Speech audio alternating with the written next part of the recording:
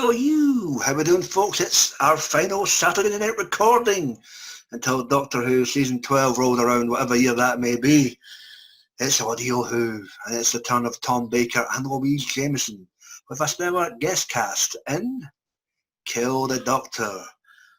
The TARDIS team arrive on the planet of Drummond in the far future, where everybody has a handheld device pressed to their face. Kind of like most of these millennials these days in 2018.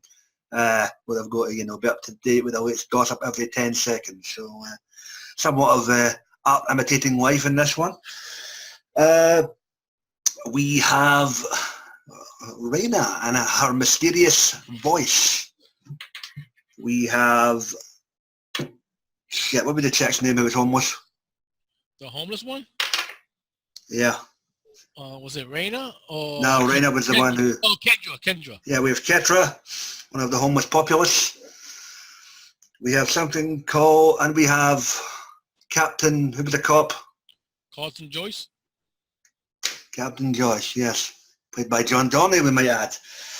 So the Doctor and Leela stumble into another circumstance whereby, bog standard formula, Doctor and companion get separated and their own little adventure ensues. What do we think about this tale? You're about to find out before we get to that. Let's get to this. Who made it this evening? Joining us from the inner sanctum of his own bedroom, it's Jake. How are we doing, Jake? Hello everyone, welcome to the dominion of my nan's kitchen. Yeah, well, okay, you're in the kitchen this time. Good to know. Joining us around YC, Mr. Medina. How goes it, Will?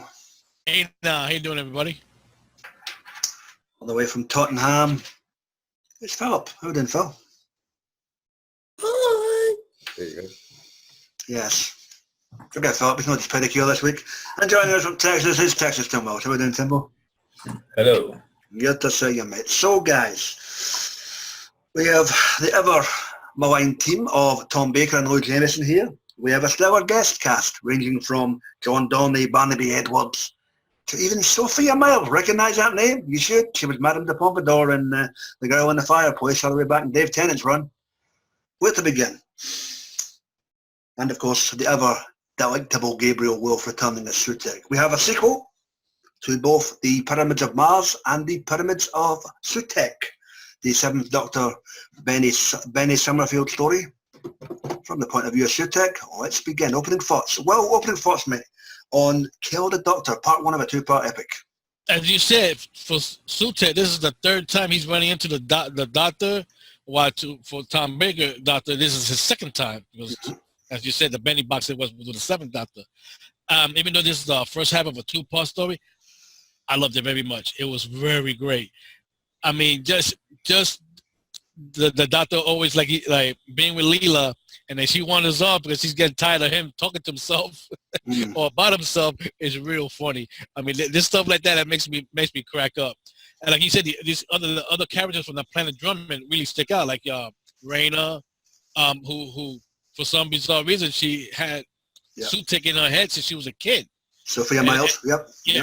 And to Sutek, she's nothing but a puppet, and that's a little messed up for that character, but that's messed up for her. And like Kendra being a homeless person like that, that's in the way reality, the way it is, we see it everywhere. Whether it's here on Earth or other planets, you always run into somebody who is homeless like that. And the way she interacted with Leela, she was explaining that she's homeless and that she was trying to steal food because she was hungry like that. That was great like that, especially the way they connected later on in the story. Like I said, this is only a first half of a two-part story, and there are a lot of things happen like that. The one that really, the thing is, like, the people there are so obsessed with their gadgets, with the way we are here with our little devices, with our Facebook and all the other nonsense like that. It's really in a way a little bit scary like that. That Sutek realized something and he used it to manipulate everybody to do what he wants. Especially when he gave out the order to kill the Doctor. That was everybody in the system was trying to do. And what's funny, when they wake up, they didn't realize what they were doing it. So this really stood out right here as the first half of a two-part. I can't wait to listen to the other half. All right, interesting cliffhanger to boot, so we'll see what happens with that next week. Tim, opening thoughts on this one, mate? Part one? Yeah, well, like you mentioned, it's kind of bog standard, but there's nothing wrong with that sometimes. I think this is excellent. I mean, I think we missed a trick because I think we should have just done the whole story at once. What you have here is half a story. Yeah. So it's about 98% setup.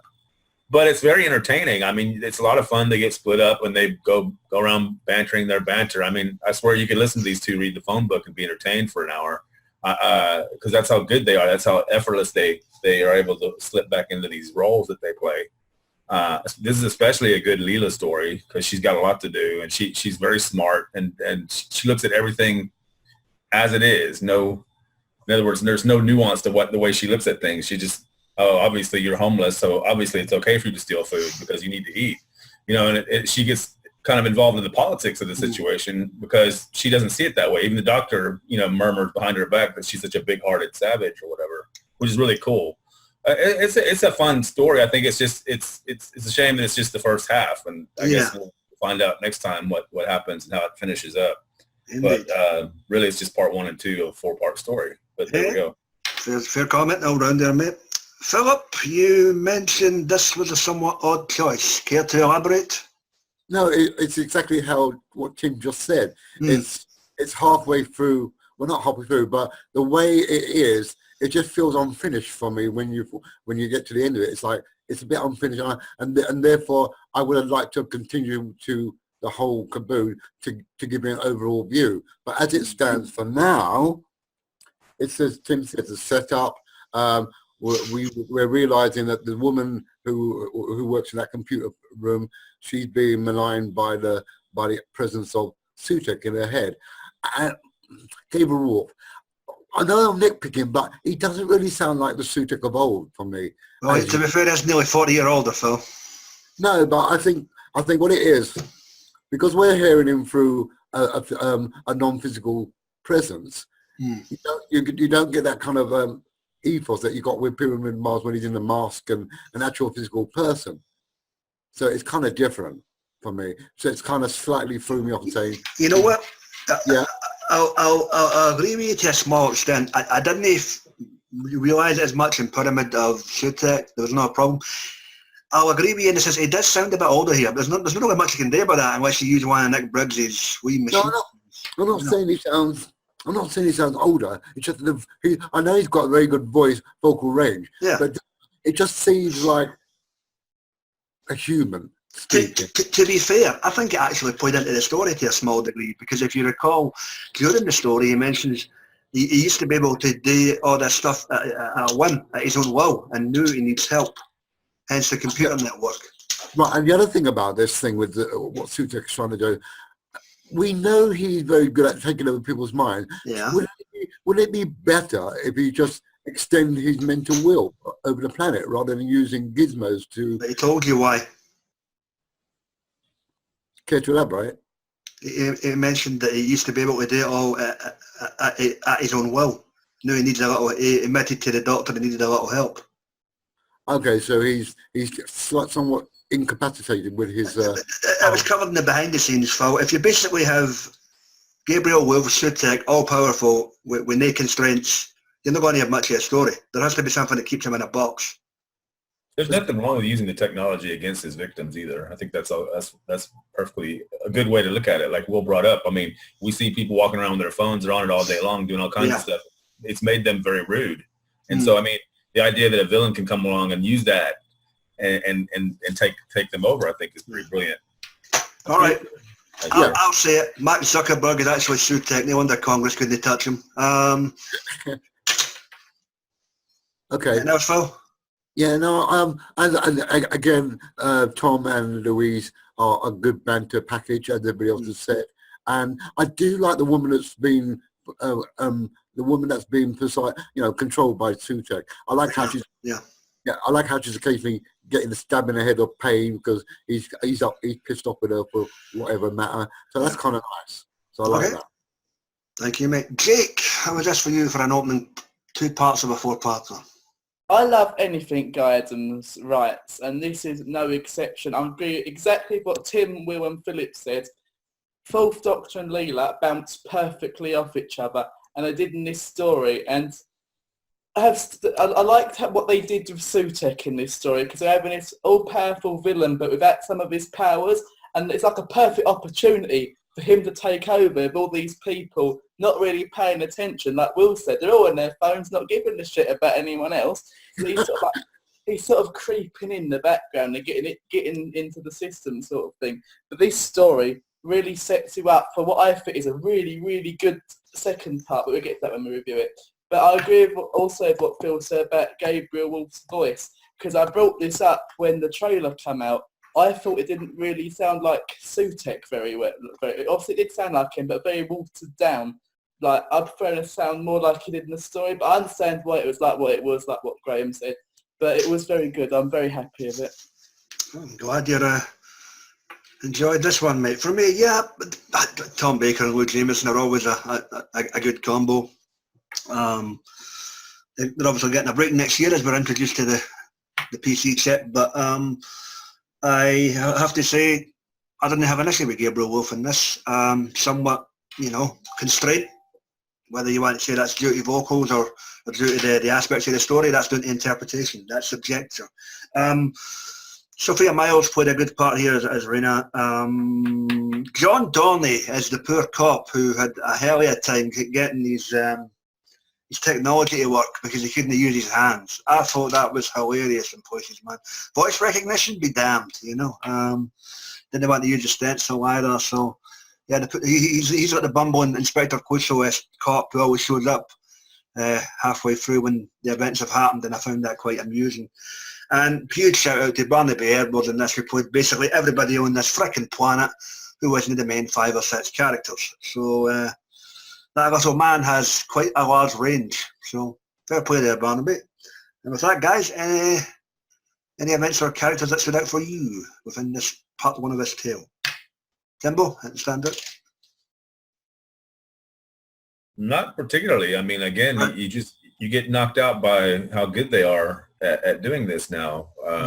Especially, I think this was especially good Leela story. I think because I don't think it's hard to write for her because I mean, it seems like the actress has it nailed anyway, and it's always good. It's never like, oh, I would have done that differently. I mean, it's just spot on, and she's very useful in this. In other words, sometimes they use her as the question asker. Yeah. But in this one, she's very independent. She just goes off on her own and meets somebody and sums it up immediately what the situation is, and she's very smart about it. Even though the friend that she's with thinks that she's a bit doolally because she's acting so strange. But no, I would say this is definitely her story at this point.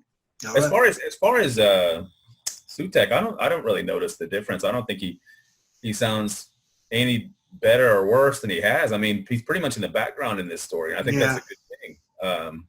I'm sure he gets bigger in the second half, but I mean, that's just something you have to do with these stories. You're listening, like you said, Graham, it's been 40 years since it was on TV. It's just something you have to deal with. People are going to sound older.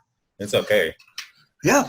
Well, when we're sitting here in 20 years' time and Phillips got his oxygen tank on, and I'm sitting here with my good eye leaking, it's not going to exactly look pretty, but you just got to get on with it, You'll be using a seeing eye dog. Well, let's stand it for you. I love the first of the 3 ladies stood out pretty good because you got the one that's being manipulated by Sutek since she was a kid, and then of course she's trying to converse with him and tell him like there's certain things we have to wait and do, but he don't really care, so he always punishes her. So she stood out, at least she's a brave woman and sticking up to that. And of course the Leela and the homeless girl, I mean they were great. Who played the homeless? I keep forgetting her name. Kendra. Who played Kendra? Eleanor Crooks. Okay. I mean, those two are great. I can't wait to hear the other part to see how great they are together. Because Leela was saying, look, if you don't want to stay in this thing, maybe you could come with us and we could take you to another planet like that. So that'd be interesting what happens after the next story like that. But he said, Barnaby playing all these roles, man, you got to give him props, man. His voice sounds so different in each character that he play. You got it. He might as well just get a permanent job there. Bigfoot is doing voice acting there because he's quite happy producing behind the scenes, I think. But there we go. Yeah, and you gotta give the doctor props because him riding that bike, that flying bicycle, that was cool. I mean, even though we don't see like that, but he enjoyed it very much.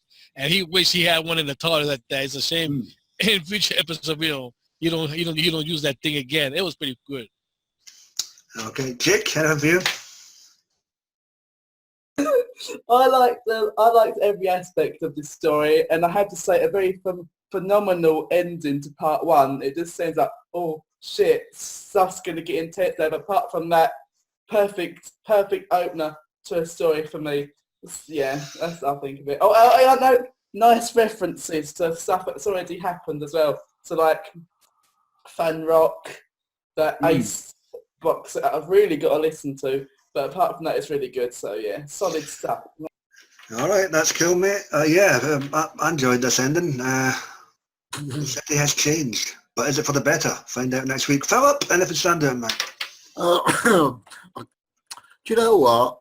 I'm going to say, even though I moan about Gabriel Ward's voice, he was still very menacing, and he gives no quarter, and I like that in him. He's still the same wicked little bastard that he's always been, and with the Doctor coming up to him quite early in the story narrative. I quite like that, because I thought they're going to drag it out until the last minute before he knows who's behind all the stuff that's going on. So I like the way they speed it up. And Leela's interacting with the girl, the homeless girl, and how that was being played out. Yeah. That was good as well. But I do found the girl was a little bit stroppy. I would have just left her to it. Well, yeah, you would do that, Phil. You know, you'd take a blind man with his dog when you walk by in the middle of the street if you could, wouldn't you? When I get to Scotland, I'll do that for you personally. Okay, don't worry about that. I don't have a guide dog, but thanks anyway, mate. No, but for me, I think as has been alluded to by the guys, the guest cast are absolutely sublime in this. For me, you know what I did like? When they actually went and stole the food and they came back after Leela dispatched these 6 guards and they're sitting stuffing their face and they're having their feast and Leela's shouting in the background, give me more of that fizzy juice, give me some, you know, she's on a mad sugar rush and she's on a high with certain edible delights, and I thought that was quite funny. Seen a warrior of the 70 get a sugar rush, and thank God she wasn't diabetic. But yeah, that was fun. I'm interested to see where part 2 goes next week, so you look forward to recording that. And with that, guys, open mic portion of the cast. Anything you want to bring up before we get this rated and in the can?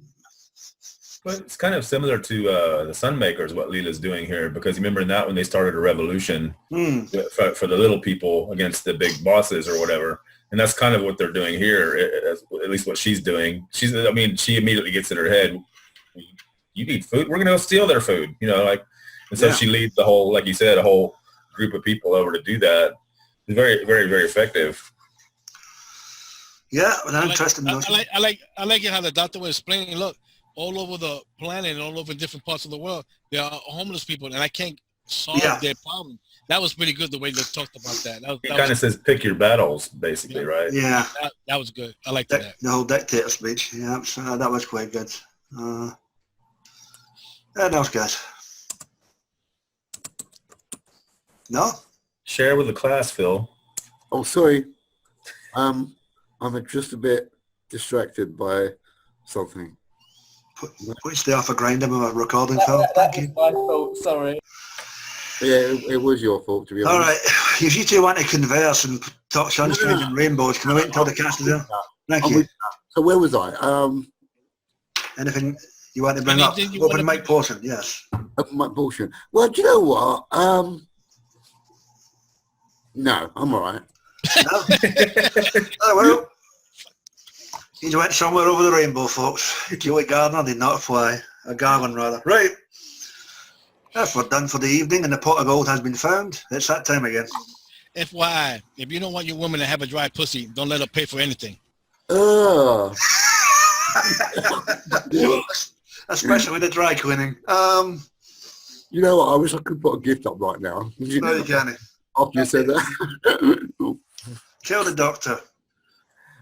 The Fourth Doctor Adventures, Season 7, Story number 7. Tom Baker and Louise Jameson, guest starring Gabriel Wolf. Well, what do you give us out of 10, mate? Out of 10, I'm going to give it a 9 out of 10. I can't wait to listen to the other half of the story. Excellent, thank you. Jake, what say you? I shall give it a 9.5 out of 10. Oh my God, we're up in the nines thus far. Philip, what do you say, mate? I'm going to give it an 8 because it's party people. because it's not complete story. It's got more to it. So you can't really give it a 9 point whatever because it's not the whole thing. Well, they just did. Well, that's Jake there. You know what I mean? She'll give anything a big rise. All right, that's cool, mate. 8 is great.